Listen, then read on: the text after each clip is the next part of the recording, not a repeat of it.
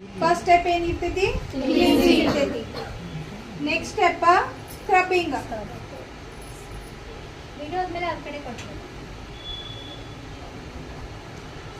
Scrubbing ಇದು cleanup ಇಂದ second step. Next steaming.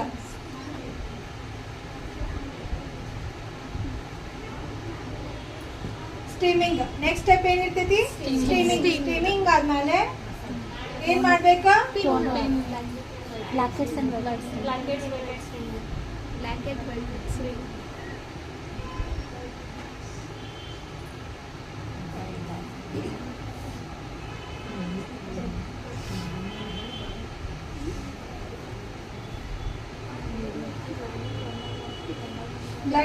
Black head steam ಇದೆ. ಸ್ಕ್ರಬ್ ಆದ್ಮೇಲೆ ನೆಕ್ಸ್ಟ್ ಏನ್ ಮಾಡ್ಬೇಕ ಸ್ಟೀಮ್ ಕೊಡ್ಬೇಕ. ಸ್ಟೀಮ್ ಕೊಟ್ಟಿದ್ಮೇಲೆ ಏನ್ ಮಾಡ್ಬೇಕ ಬ್ಲ್ಯಾಕ್ ಹೆಡ್ ವೈಟ್ ಹೆಡ್ ಇರ್ತಾವಲ್ಲ ಅದ ರಿಮೂವ್ ಮಾಡ್ಬೇಕ. ಆಫ್ಟರ್ ಏನ್ ಮಾಡ್ಬೇಕ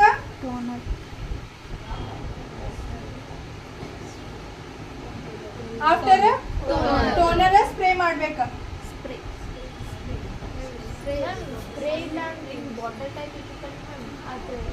ಕೈಯಾಗ ಹಾಕೋಬೇಕ, ರಬ್ ಮಾಡ್ಬೇಕ, ಫೇಸಿಗೆ ಟ್ಯಾಪ್ ಮಾಡ್ಬೇಕ.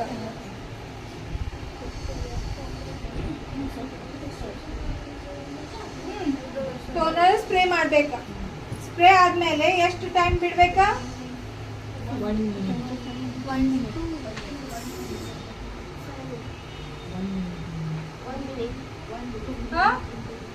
ಎಷ್ಟು ಟೈಮ್ ಬಿಡ್ಬೇಕಾ 1 ನಿಮಿಷ ಬಿಡ್ಬೇಕು. ಯಾಕಂದ್ರೆ ಟೋನರ್ ಸ್ಕಿನ್ ಒಳಗ ಅಬ್ಸಾರ್ಬ್ ಆಗ್ಬೇಕ. ಅಬ್ಸಾರ್ಬ್ ಆತಂದ್ರ ಪೋರ್ಸ್ ಎಲ್ಲ ಓಪನ್ ಆಗಿದ್ ಪೋರ್ಸ್ ಎಲ್ಲ ಕ್ಲೋಸ್ ಆಗ್ತಾವ. ಆಮೇಲೆ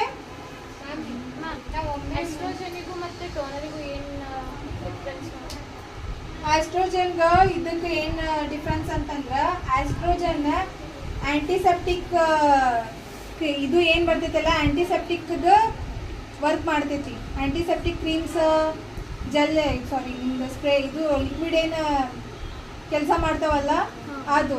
ಬಟ್ ಟೋನರ್ ಗ್ಲೋ ಕೊಡಾಕ ನಿಮ್ದು ಪೋರ್ಸ್ ಎಲ್ಲ ಓಪನ್ ಆಗಿರ್ತಾವಲ್ಲ ಕ್ಲಿನ್ಸಿಂಗ್ ಕೆಲಸನೂ ಮಾಡ್ತೈತಿ ಟೋನರ್.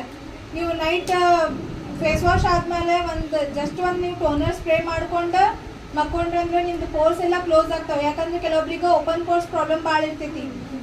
ಇದು ಪೋರ್ಸ್ ನಮ್ದು ಎಲ್ಲ ಕ್ಲೋಸ್ ಮಾಡ್ಬೇಕಂತಂದ್ರೆ ಟೋನರ್ ಯೂಸ್ ಮಾಡ್ಬೇಕು. ಗೊತ್ತಾಯ್ತು ಗ್ಲೋಯಿಂಗ್ ಆಮೇಲೆ ಕ್ಲಿನ್ಸಿಂಗ್ ಆಮೇಲೆ ಪೋರ್ಸ್ ಕ್ಲೋಸ್ ಮಾಡ್ಲಿಕ್ಕೆ ಟೋನರ್ ಗ್ಲೋನು ಕೊಡ್ತೈತೆ. ಡೈಲಿ ಯೂಸ್ ಮಾಡ್ಬೋದು ಟೋನರ್.